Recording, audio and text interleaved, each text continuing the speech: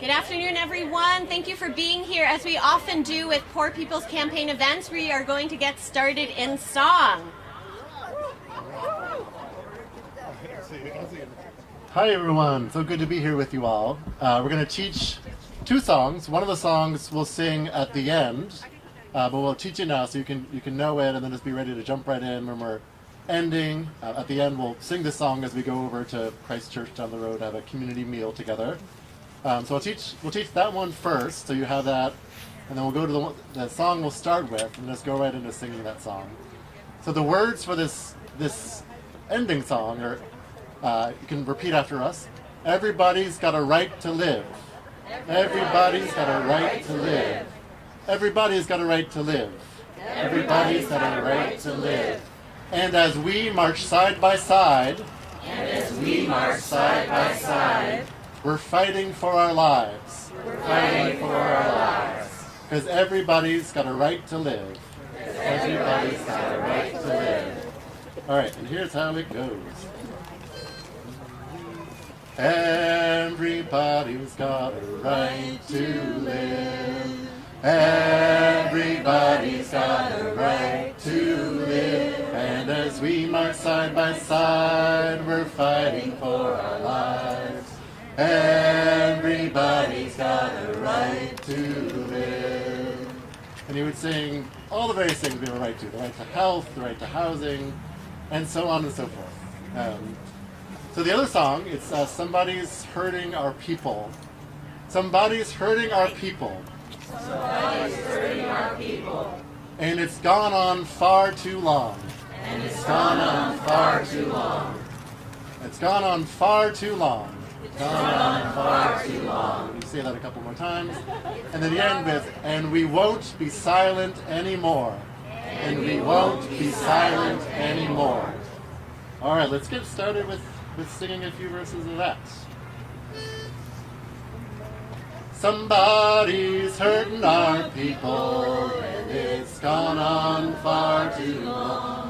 Yes, it's gone on far too long. I tell you, it's gone on far too long. Somebody's hurting our people, and it's gone on far too long. And we won't be silent anymore. Somebody's denying our health care, and it's gone on far too long. Yes, it's gone on far too long. I tell you, it's gone on far too long. Somebody's denying our health care, and it's gone on far too long. And we won't be silent anymore. Somebody's denying us housing, and it's gone on far too long. I tell you, it's gone on far too long. Oh yes, it's gone on far too long. Somebody's denying us housing, and it's gone on far too long. And we won't be silent anymore. Let's do one more. Somebody's hurting our families. Somebody's hurting our families, and it's gone on far too long. I tell you, it's gone on far too long. Oh, it's gone on far too long. Somebody's hurting our families, and it's gone on far too long. And we won't be silent anymore. One more time with that. And we won't be silent anymore. Once more like you mean it. And we won't be silent anymore. Yeah. And in between testimonies, we'll sing that last line of somebody's hurting our people, and it's gone on far too long, and we won't be silent anymore. So be ready for that. So good to be with you all. Thank you. All right, you all sound wonderful. Again, good afternoon. Welcome. I'm the Reverend Joan Javier Duval. I'm a member of the coordinating committee of the Vermont Poor People's Campaign. Thank you for being here today for our Moral Assembly. We gather this afternoon as people of faith, as advocates, and as people living with the day-to-day struggles of poverty and economic injustice to share our stories and to call for a new direction for our state and for our country. We are here to say that we won't be silent anymore when our brothers, our sisters, our siblings, our neighbors, our families are hurt by policies that leave those who are already struggling without the adequate resources to meet their basic needs. We are here to challenge the myth of scarcity that tells us that there isn't enough money or resources to ensure that all of us can live lives with enough food on the table, a roof over our heads, or access to adequate health care, lives with dignity. We are here because we all suffer moral injury when the least of these in our society is not adequately cared for, and because we have a moral duty to listen to those most affected by economic insecurity. We gather on this 55th anniversary of the assassination of the Reverend Dr. Martin Luther King Jr., the historic civil rights leader and founder of the Poor People's Campaign. We continue in the legacy of that movement that named the interlocking nature of the oppressive forces of systemic racism, poverty, and the war economy. We are a moral fusion movement of the poor and directly impacted, advocates, and people of faith across geographic regions, racial, ethnic, and gender identities, and abilities. Yes. When we organize together, we can move our state and our country in a new direction where all our needs are met and our communities are provided for. For the next hour or so, we will share in moral testimony and witness. Our first set of speakers will ground us in this moment and why we are here. And then we will hear how people in our communities all across Vermont are being impacted by food insecurity, inadequate health care, lack of housing, and the fight for workers' rights. And first, we will hear from Bishop Shannon McVeigh Brown of the Episcopal Diocese of Vermont, then the Reverend Paul Sawyer, a Unitarian Universalist minister who's a member of our Vermont Poor People's Campaign Coordinating Committee, and Kate Candlestein, director of the Vermont Worker Center, also a member of the Vermont PPC Coordinating Committee. Let's welcome Bishop Shannon.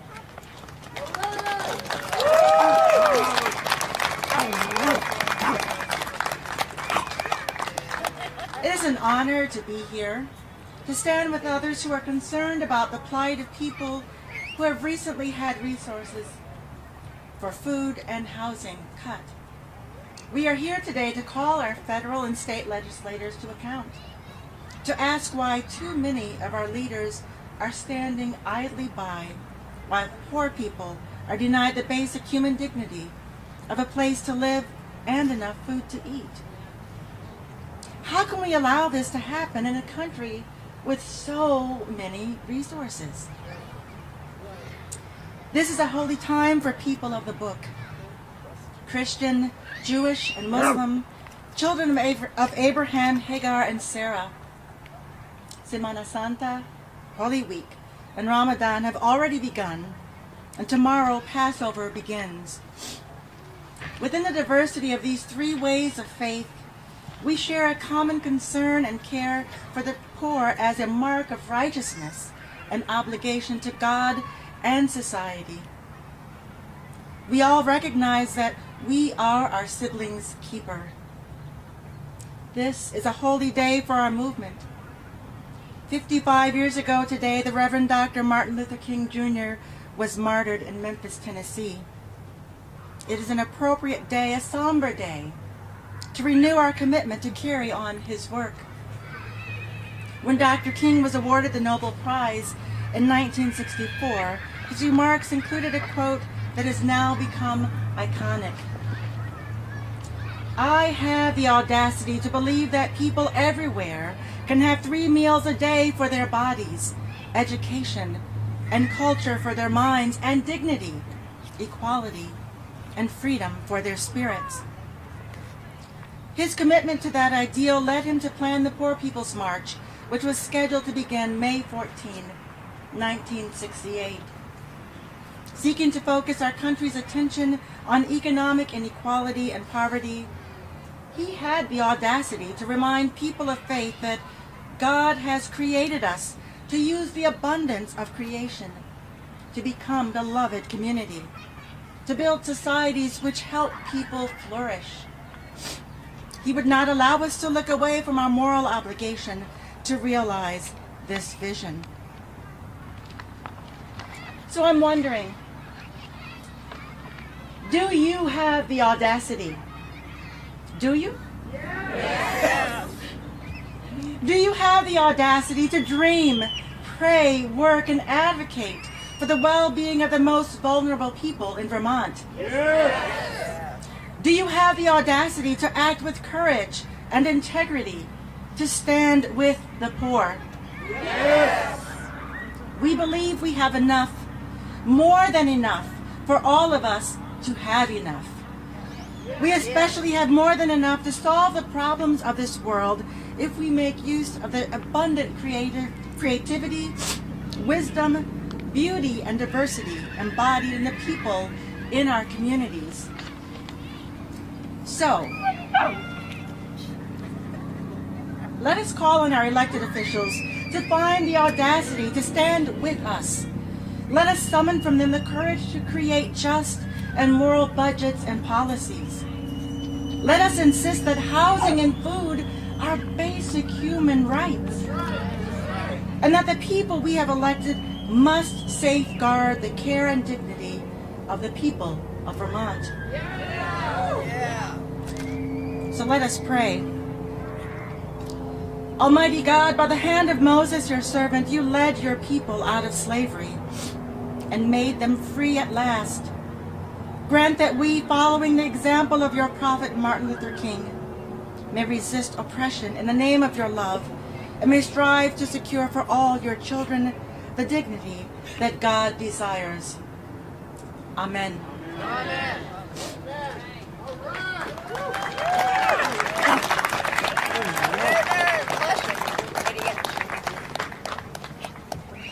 Thank you, Bishop. I'm Paul Sawyer. I'm a minister down in Heartland, Vermont, the Unitarian Universalist congregation there. And as the bishop said, we are at a convergence of a number of different religious festivals at the moment. The Passover coming up, and it's Holy Week in the Christian tradition, and this year Ramadan is in this space. And every year, every time those three come together, I find a little prayer in my heart that maybe those three traditions can find a way to build more peace and more equality. And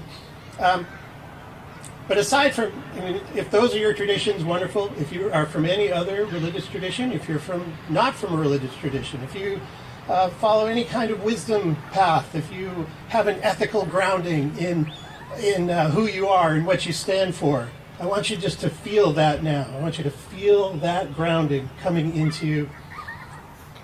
And as you do, I'll give you, one of my mentors said that the test of a good religion, and I would add wisdom tradition or ethical system, the test of a good religion is that it's easy to understand and hard to live.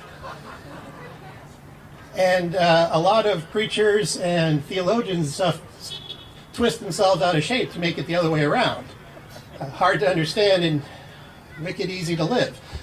And the reality is, the grounding idea that we stand for in the Poor People's Campaign, the grounding idea that Dr. King brought to this movement years and years ago, is the good religious idea that all people have worth and value.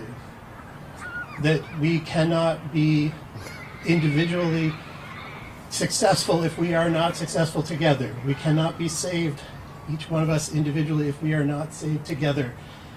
And so I invite you to deepen into whatever your tradition is, whatever your grounding is, and find it in that place, because if it's a good one, then there's going to be that message to you that we are in this together, and we won't get out of it without being together and lifting up each and every one, every step of the way. Amen.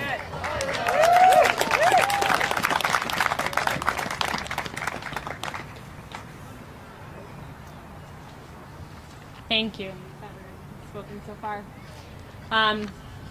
As Joan said, my name is Kate Cannelstein. I'm coming here today from Burlington. Tomorrow, my family will be celebrating past. Tomorrow, my family. This one? Too shorter than everyone else. Tomorrow, my family will be celebrating the first night of Passover, where we gather to tell the biblical story of Exodus. It's a story of a social movement, of a mixed multitude of poor, oppressed, and enslaved people organizing to escape from Pharaoh's empire and cross over to build a new society.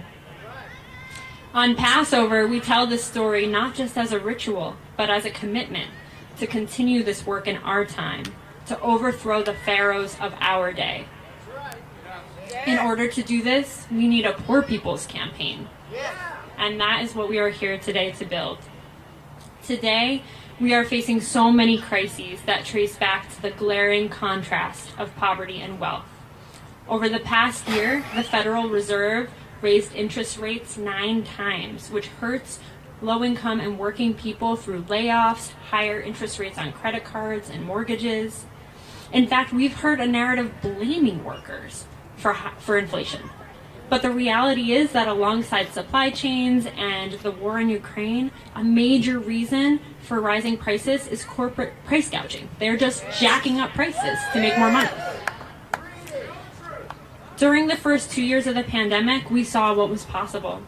Stimulus checks, expanded unemployment insurance, expansion to the child tax credit, earned income tax credit, expansions to food stamps, Medicaid, moratoriums on evictions, and expanded emergency housing programs that, although they left many people out because of their immigration status or other factors, and it wasn't enough, it did lift millions of people out of poverty. It was a start. And now, as pandemic programs are being rolled back, one by one, we're told there's not enough to go around. Yet last month, when Silicon Valley Bank failed and kicked off a historic banking crisis, was there enough to go around? The Federal Reserve and U.S. Treasury made massive amounts of money available instantly to make sure that wealthy investors and executives didn't lose anything. Damn. And now, as we speak, watching the end of expanded food stamps, which benefited 68,000 people in Vermont, and expanded Medicaid, which around 18 million people are expected to lose in the U.S. in the coming year, including 29,000 Vermonters.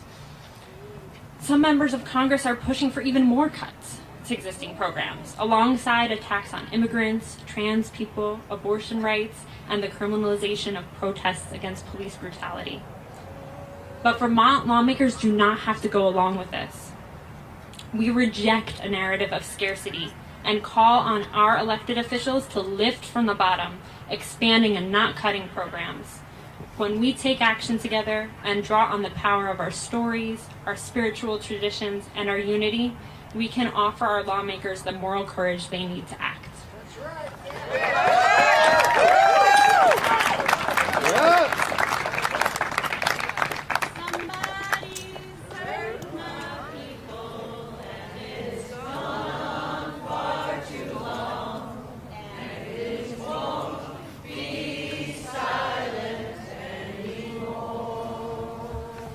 Next up, we're going to hear from a couple folks who can speak to struggles with keeping food on the table. We'll be hearing from Grace Benenson, sharing from her personal experience, and Teddy Wazizak, Universal School Meals campaign manager.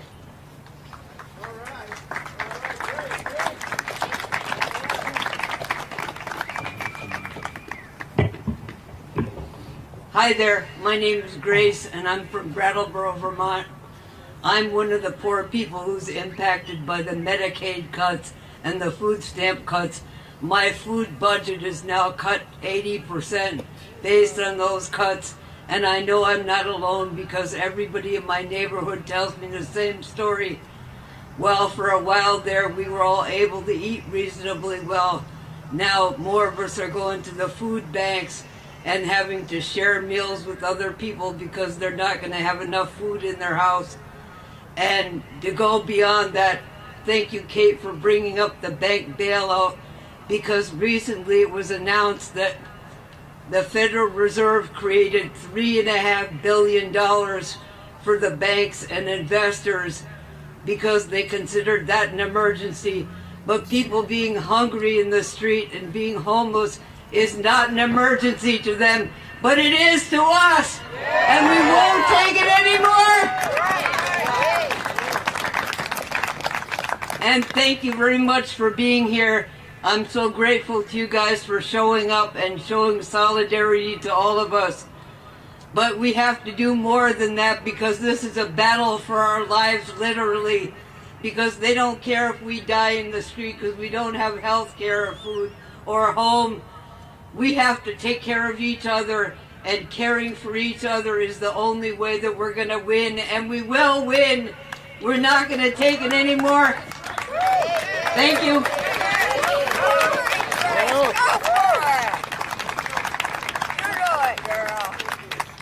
All right. Hello, everyone. Can you hear me all right? All right. Thank you so much. I want to thank the Poor People's Campaign for having me here today. My name is Teddy Wazazak. I am a city councilor in the city of Barrie, and I'm here today as the Universal School Meals Campaign Manager on behalf of Hunger Free Vermont. That's right. Hunger Free Vermont is an anti-poverty, anti-hunger organization that focuses on technical assistance, advocacy, and education around hunger in Vermont. And our big legislative push last year and this year is to make permanent universal school meals in Vermont, which means 2 meals every day, free of charge for every student who attends school in the state of Vermont. Now, we've heard a lot about the programs that were put in place by the federal government that have been peeled back since the end of the COVID pandemic. Across the country, Vermont luckily has not pulled back on universal school meals, but states across the country have. We're seeing student meal debt return, and in Vermont here, hunger right now, 2 in 5 individuals in Vermont are experiencing hunger right now. 2 in 5. At the height of the pandemic in March of 2021, that number was 1 in 3, which means we see a direct correlation between the rollback of these support programs that were put in place and an increase in the number of people in Vermont who are hungry. And families with children are 5.1 times more likely to be one of those 2 in 5 that is experiencing hunger in Vermont. And this thing is personal to me. I was kicked out, and I've been on my own since I was 15 years old. I did not qualify for free or reduced meals when I went to school because I was far too proud to decide to declare myself homeless, and I did not have a parent there who could fill out the endless reams of paperwork that are necessary. And quite frankly, show me your budget and I'll show you your morals.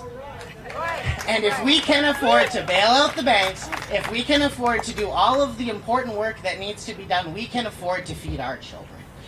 So what we're going to do is the House passed about a week and a half ago, the House passed a permanent universal school meals bill, and they passed money to fund that program. What we're going to do now is we're going to get it through the Senate, and then we are going to send it to the governor and make sure that he knows that it is a moral imperative that we feed school children here in the state of Vermont. So I could literally talk about this all day. I will not do that, but I do want to leave you with that number, 2 in 5. 2 in 5 individuals in Vermont are experiencing hunger right now, and the legislature and the governor have solid steps, solid options that have been placed at their feet. And if they choose to act on those options, we can do a serious dent in that number, and we can make sure that less children and less families and less individuals are hungry next year than there are right now. So thank you very much.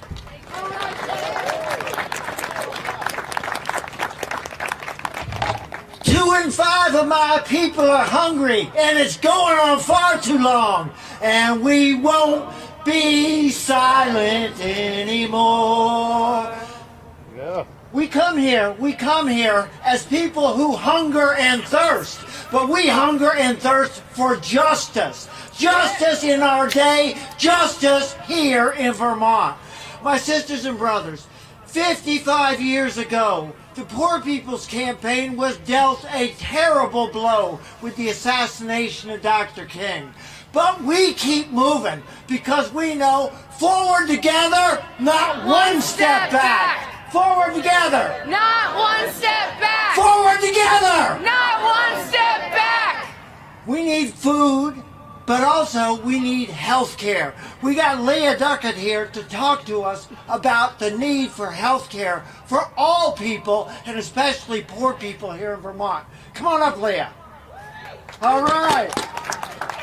And forward together. Not one step back.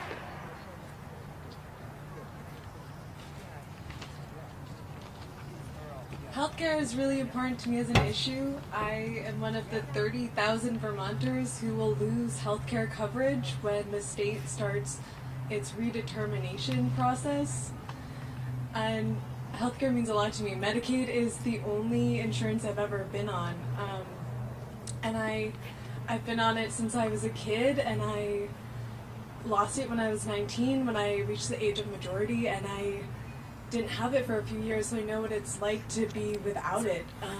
And speaking to my own experience, I experienced a workplace injury that I didn't seek treatment for many years, and it became a lifelong problem, and that has made it hard to work consistently and get insurance through an employer.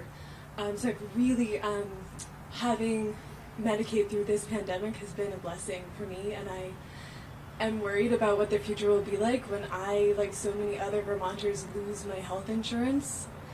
And in the past, I have had a hard time facing these issues. I, like so many other people, felt isolated and ashamed and overwhelmed. I, like so many of us, was made to feel like I was the only one dealing with health issues and with poverty. I felt like my problems with the healthcare system were the fault of some personal shortcoming. The more healthcare stories I heard from other people, though, the less alone, the less ashamed, and the less overwhelmed I felt. We are all failed in some way by the current healthcare system, and just as importantly, we are all coming together to win a better system. We need Medicaid for all.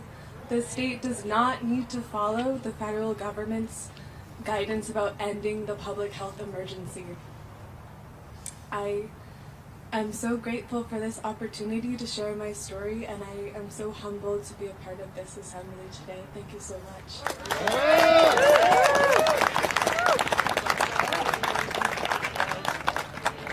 And it's gone far too long, and it won't be silent anymore. Thank you so much, Leah. Today we are talking about the most basic of needs.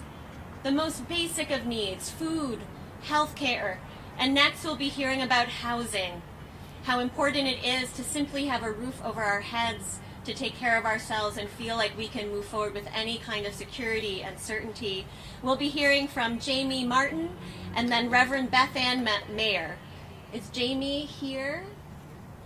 Jamie, come on forward.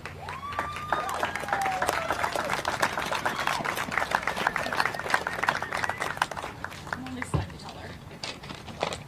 Hi, everyone.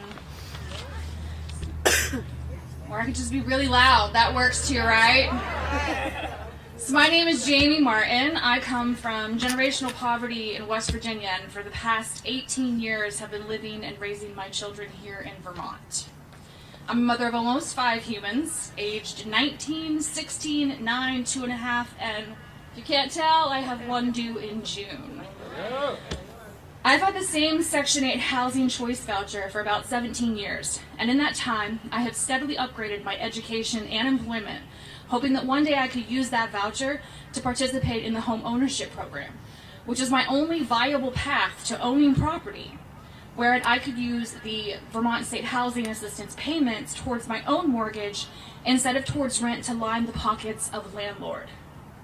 I'm finally in a position financially where I don't have to make hard decisions between purchasing gas for my vehicle or toilet paper for my bathroom. I feel the privilege of that statement in my life daily and have gratitude that I've finally reached this momentous financial landscape. However, since I began earning enough money to not struggle with accessing toilet paper, I only have access to $58 a month of 3 Squares benefits to feed my large family now that the pandemic assistance has ended, meaning I'm paying mostly out of pocket for groceries, which prices keep rising for. Yep, fucking should be.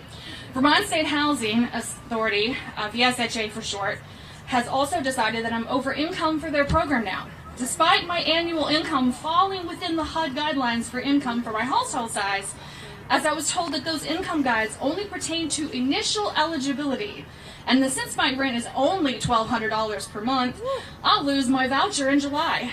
My bi-weekly take-home pay is about $1,200 a month. My son and husband each receive SSI because they are disabled, and they get a combined amount of roughly $1,200 a month. And with the price of all of our utilities, bills, gasoline, food, and other necessary household expenses, with us bearing the full cost of rent, we'll be worse off financially than we were when we were receiving reach-up benefits. I'm pregnant. I'm due to go on FMLA leave on June 9th, which means I'll have to recertify in June just to keep my voucher past July. I will not receive any paychecks for 12 weeks because it's unpaid FMLA leave, and I will not be able to save up any money to cover expenses due to the requirement that I now pay full rent in May and June.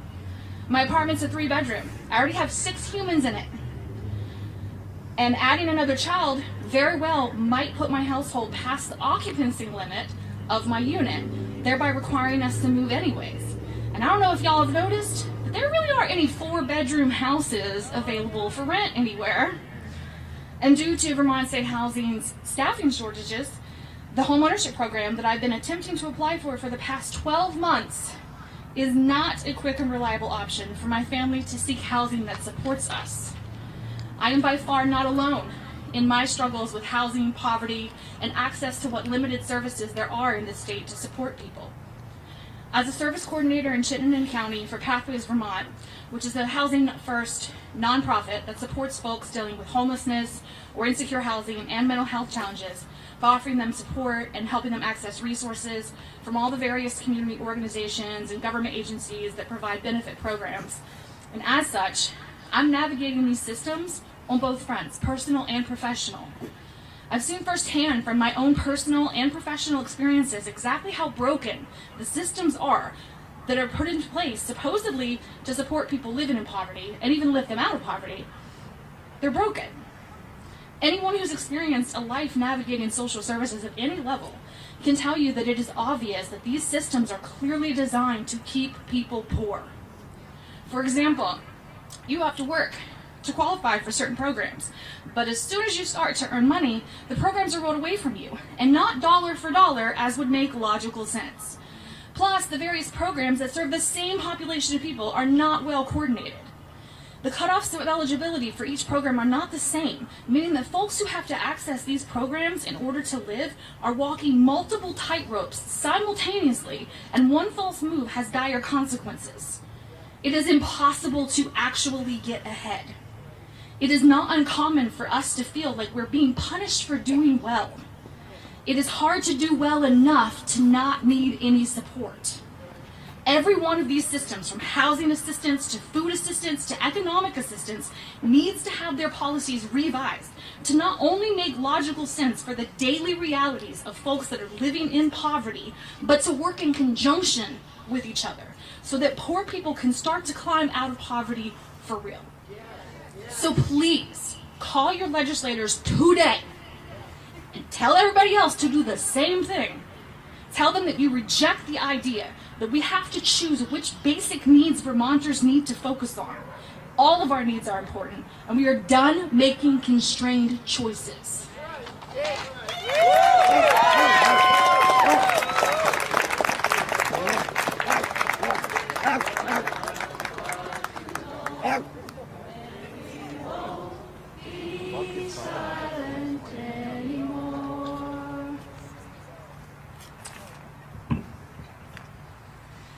Hi everybody, I am Beth Ann Mayer. I am deacon at Christ Church just down the street here and part of Vermont Interfaith Action that has been working on housing and homelessness for 20 years.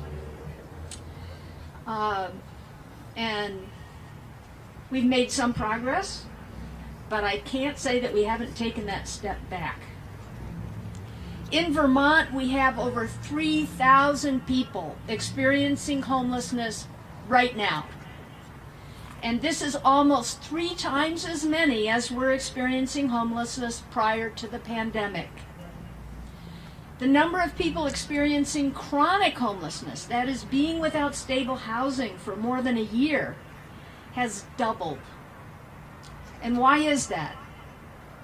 Because there is no place to go. There are no housing units for them. And who are these people?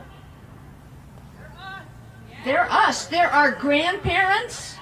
They're our grandchildren. They're our brothers and sisters, and they are beloved people who have been pushed to the bottom rung of our wildly skewed economic system by public policy, by the society's choice has put them there. They did not put themselves there. It is not a deficiency on their part. It's a deficiency on our part. The pandemic may have triggered the great unveiling of this number of people who are living precariously housed.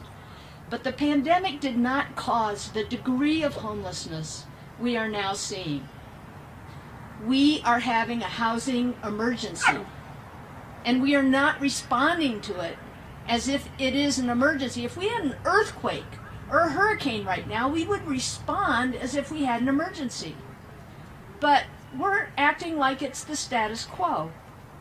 And we, the citizens of Vermont, are to blame because we knowingly underinvested in affordable housing stock for the last 30 years, leaving us in need of 40,000 units in this decade.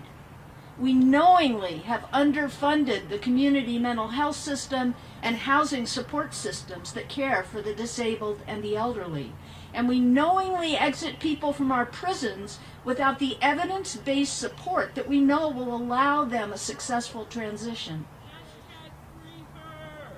We knowingly have not increased the minimum wage to a level that would allow working families to meet their most basic needs: warmth, food, shelter, much less childcare.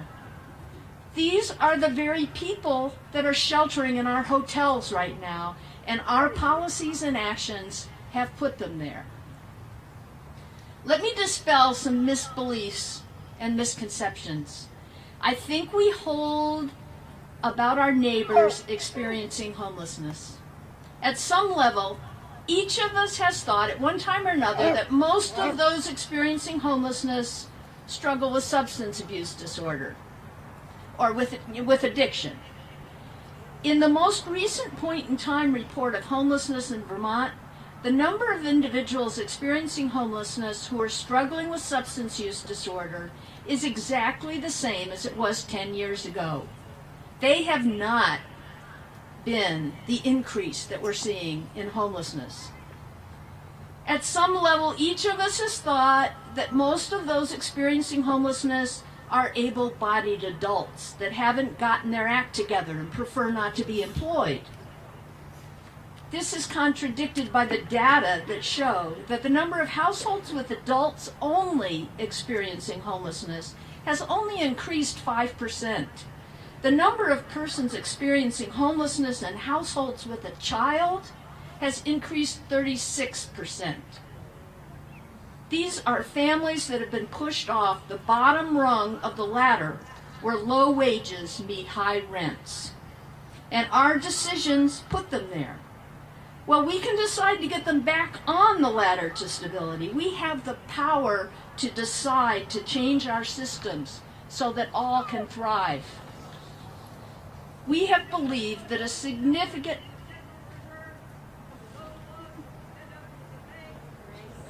Well, we have believed that a significant number of those experiencing homelessness make the choice to live without shelter.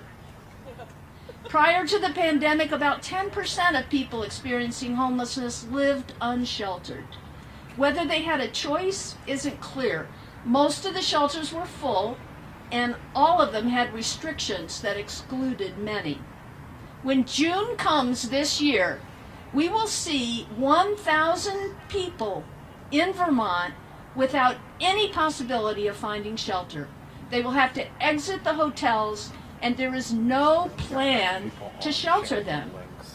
How will it feel in our communities when we have 5 times the number of unsheltered people trying to find bathrooms, trying to find ways to feed themselves, trying to find a way to maintain their sanity while they search for housing and employment?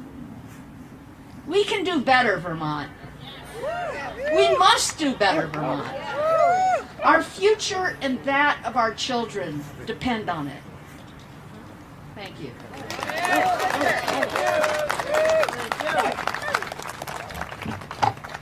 This moral testimony, this telling the truth, this is so powerful. Thank you for sharing what you've shared with us. Just take a minute and take it in. But now, once we understand the depth of this crisis we're in, the depth of the pain, the depth of that hurt and heartbreak, it makes these very stones cry out. Housing. What do we want? Housing. When do we want it? Now. What do we want? Housing. And when do we want it? Now. What do we want? Housing. And when do we want it? Now. Thank you. That warms us up. Also, though, we know that our workers are under attack. Our workers, the corporations get bailed out. Those billions for the banks. But our workers struggle day in and day out. We have from the AFT, Ash Hickey coming to speak, and then Robin Machete from the Goddard College Staff Union as well. Somebody's hurting our workers. Somebody's hurting our workers, and it's going on far too long, and we won't be silent anymore. Hello, everyone. My name is Ash Hickey. I'm here to talk about my experience from my perspective as a healthcare worker. I've worked across systems in Vermont healthcare industry as a geriatric care provider, as a volunteer, and then staff member at my local peer-to-peer substance use recovery center, as a child care provider, and now as a clinical healthcare associate and telehealth specialist for Planned Parenthood of Northern New England, providing essential and life-saving reproductive, sexual, and gender-affirming services to all who seek it, the largest population of whom are low-income populace of Maine, New Hampshire, and here in Vermont. I am a leader in our union, PP&NE United. Equally importantly, I am here today as a low-income Vermonter myself. I live in Ripon. I'm a single parent and a person in recovery who has sought services across Vermont's systems of care. Because of my experiences, I intimately know the devastating disparities caused by funding inequities in our healthcare system. As a single parent trying to make ends meet, my income as a healthcare associate does not merely cover my living expenses. I live paycheck to paycheck. As my substance use disorder has progressed, I have needed medical intervention. I have diligently sought treatment services for the last decade. Amid the many challenges a chronic health condition causes, taking time away from work for treatment has proven to be among the most significant.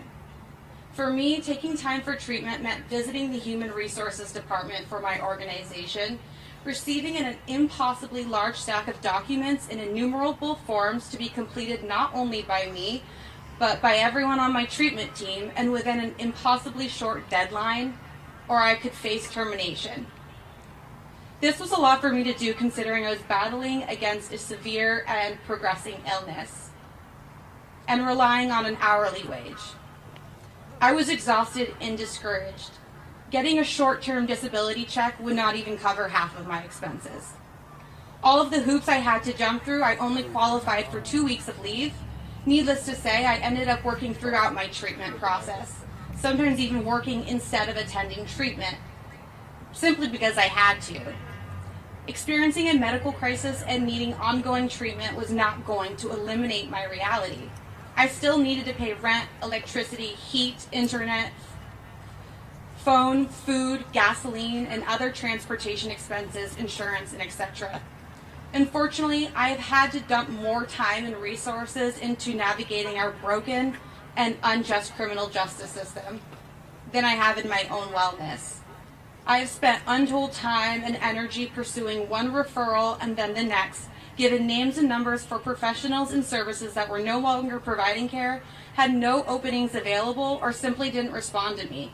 The services I did receive did not adequately meet my needs. I was referred again and again to the same non-inclusive, homogeneous programs often rooted in patriarchal and or religious values that do not align with mine, and sometimes steeped in deeply in bureaucracy. All the while confronted by bystanders and professionals, raising a skeptical eyebrow each time I mentioned the barriers I faced. I have also had to contend with the reality of being a healthcare worker at an underfunded healthcare organization that is Planned Parenthood. We provide essential, trauma-informed, inclusive, sexual, reproductive, family planning, and gender-affirming care to rural and low-income communities. It's kind of a big deal. And despite the high demand for our services, we were forced to close 6 clinics in our affiliate last year, 5 of which were in Vermont. Despite these cuts, we're still looking at deep deficits if nothing changes. This could mean a reduction in services, reduced patient accessibility, clinic closures, and staff layoffs. This is a symptom of a broader problem that devalues healthcare of all kinds for poor and marginalized people. Unfortunately, this is not a new realization. Not for me, not for many of you. I expect to face many barriers. I expect an insufficient wage and inadequate health insurance. Vermont is increasingly becoming inhospitable for a low-income, single working parent such as myself to provide a reasonable quality of life for their family. We need more money for Medicaid to cover more people, not less. We need higher Medicaid reimbursement rates, and we need universal health care. So all healthcare workers can be paid a livable wage, and all people get the care they need when they need it. Thank you.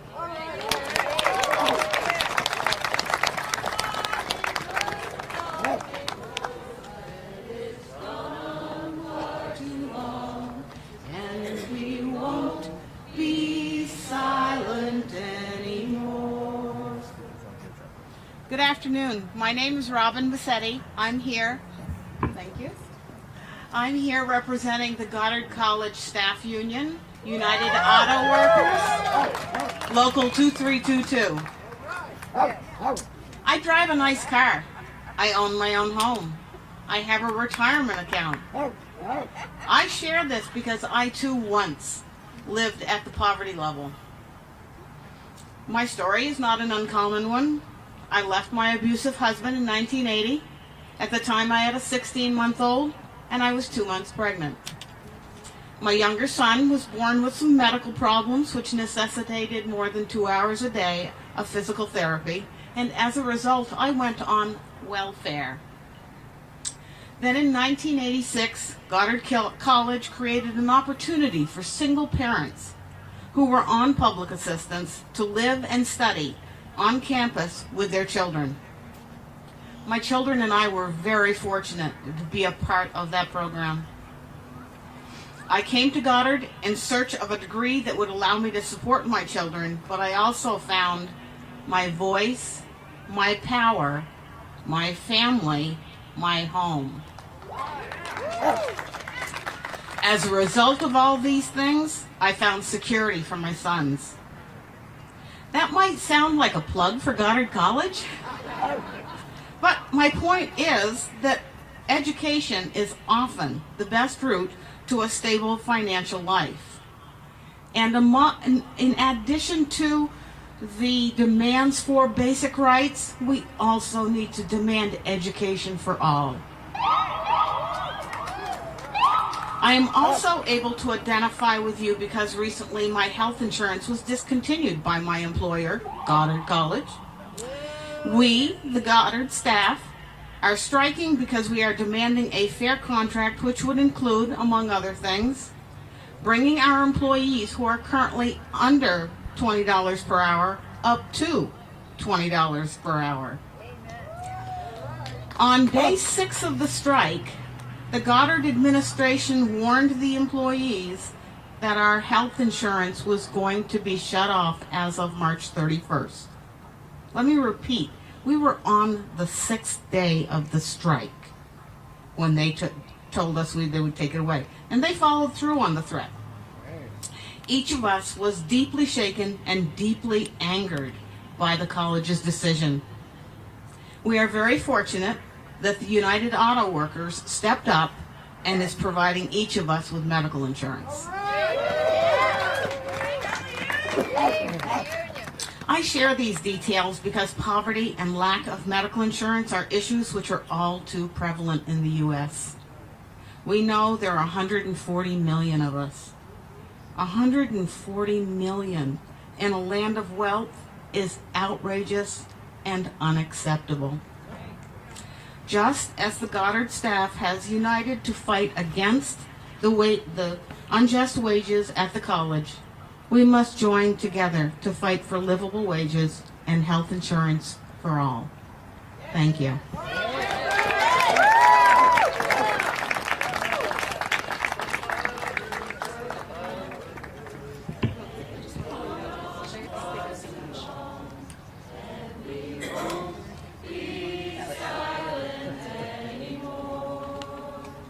Hi everybody, I'm Squish. I'm also from the Goddard College Staff Union.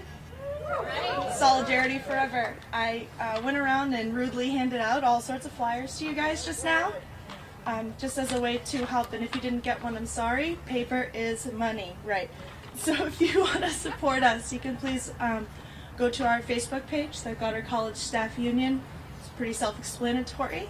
On there we have tons of articles and links of how to support, as well as letters of solidarity from students all over the country and world, faculty and staff who are also on the West Coast as well. We have a hardship fund for folks with kids who have lost their health care thanks to this, and folks with, what's the word, chronic illness, this one here with the backup, who require weekly treatments. I mean, we work every day with these people, and they should know better. You know what I mean? Also, feel free to sign our petition. Goddard Strong. Peace. Thank you, and thank you to all of our speakers who shared your powerful stories. If you heard yourself in the stories that were shared, make some noise. If you heard something that moved you in what was shared, make some noise. If you know that now we won't be silent anymore, that we will join together our voices in action to continue building a moral fusion movement, make some noise. And I am going to call on the Reverend Ed Sunday Winters to share some closing remarks as we wrap up our time together. Wow, thank you so much for being here today. I'm Ed, pastor at Greensboro United Church of Christ, and in our faith tradition, this week is Holy Week.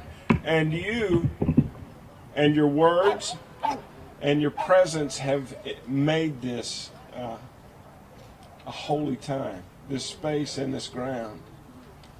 I'm so tired of living in a country that values the extremely wealthy at the cost and at the expense, and sometimes with the earnings of poor and working class people. That is sinful. Sinful. Sinful. At one of the darkest times in our nation's history, Dr. King had the moral imagination, the audacity to talk about a beloved community. It's not some pie-in-the-sky idea. He was looking at us in all our diversity, all our colors, all the differences, all the uniquenesses, us together, beloved community. And since he was among us, the powerful politicians and potentates fall all over themselves, finding a quote that they can use of his to identify themselves with his message and his energy and his spirit. And then the other 364 days of the year, they do exactly the opposite. They pull in exactly the opposite direction that Dr. King was trying to take us. They always have. They always have. They have. Yeah, and a lot of them think that Jesus said, blessed are those who pull themselves up by their bootstraps. Amen? Well, they need to lose what Jesus didn't say that. No, Jesus said, blessed are the poor. And a lot of them think, oh, okay, well, fine. But Jesus wasn't describing life for the poor. Jesus was directing us, beloved community. You people live your lives in such a way that the poor are blessed. You people pass laws, make policies so that the poor are blessed by the way you do life together. We're not doing that. Not yet. But you're here today. And we're here today. And the power of these stories. Keep finding your voice. Keep sharing your story. We have to keep coming together. And we have to keep calling those who work in buildings like this to do better. We have to let them know that we're here. And that we're going forward together. Right here and now. Not one step back. Forward together. Forward together. Forward together. So on behalf of the Vermont Poor People's Campaign, I invite you, every single one of you, to join us in this movement. It's a movement, not a moment. This movement to restructure our society from the bottom up. Thank you again for being here today. Thank you to all of our powerful speakers sharing your stories. Our time together does not need to end. You are all invited over to Christ Church, which is a couple blocks down State Street. We have food to share with all, and also if you are observing Ramadan or are not able to stay for the meal, we are providing takeout meals. And we're going to close in song and then move together in song. So I'm going to call our singers back up to lead us.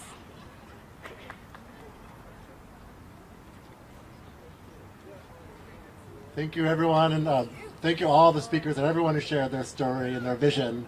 For this last song, we invite as many of you who can and want to come join us up here. This is not about performing a show for someone else. We're all in this together. So let's all come sing and be a shared choir if you would like to. And then as we're singing this, we'll make our way over to Christ Church for a meal together. Come on over. Everybody's got a right to live. Everybody's got a right to live. And as we march side by side, we're fighting for our lives. Everybody's got a right to live. To dignity. Everybody's got a right to dignity. Everybody's got a right to dignity. And as we march side by side, we're fighting for our lives. Everybody's got a right to health. Everybody's got a right to health.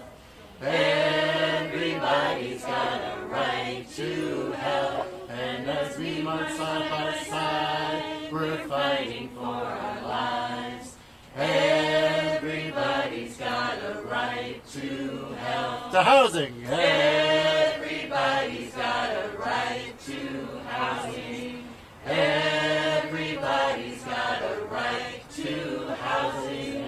we march side by side. And as we sing in the next verse, let's move on over to Christ Church. Everybody's got a right to dream. Everybody's got a right to dream. Everybody's got a right to dream. As we march side by side, we're fighting for our lives. Everybody's got a right to dream.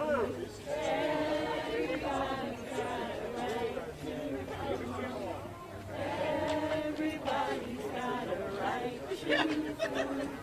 As we march side by side, we're fighting for our lives.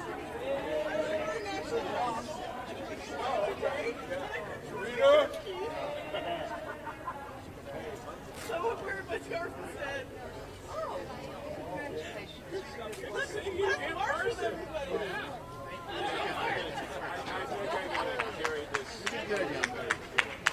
Thank you so much for I'll over just a second. Yeah, thanks, Joan. Just stack the signs. Set them down right over there. That'd be great. Oh, you can march with them. You can march down the street with them. We can collect them at Christ Church. Yeah. Yeah, please do. Please join. I have to stay at the podium. It's going to get picked up. I need to talk to Park over there. Walter, can you talk on our wall? I was going to help carry the podium down to the car. I'll wait with you. I might actually, unless I have some thank you, I might actually head over. All right. to- Go yeah. I'll take this. I don't have to hold on. No, he's coming though. I just talked to him. It's great. It's great. It's a great lead. Yeah. His office is just 2 blocks that way. So he'll be fast. Thanks, Paul. Thank you, Brother Ed. Excellent. Okay, be well and blessed Easter. Yeah, Very good. absolutely.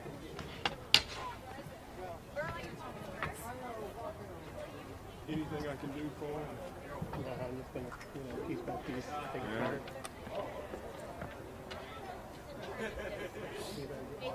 Bring it back with me. It's just kind of a ridiculous month. Too many things going on.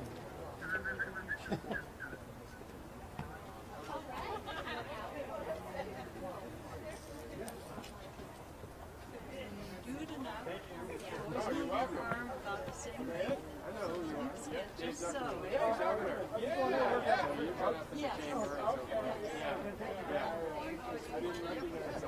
Yeah, exactly.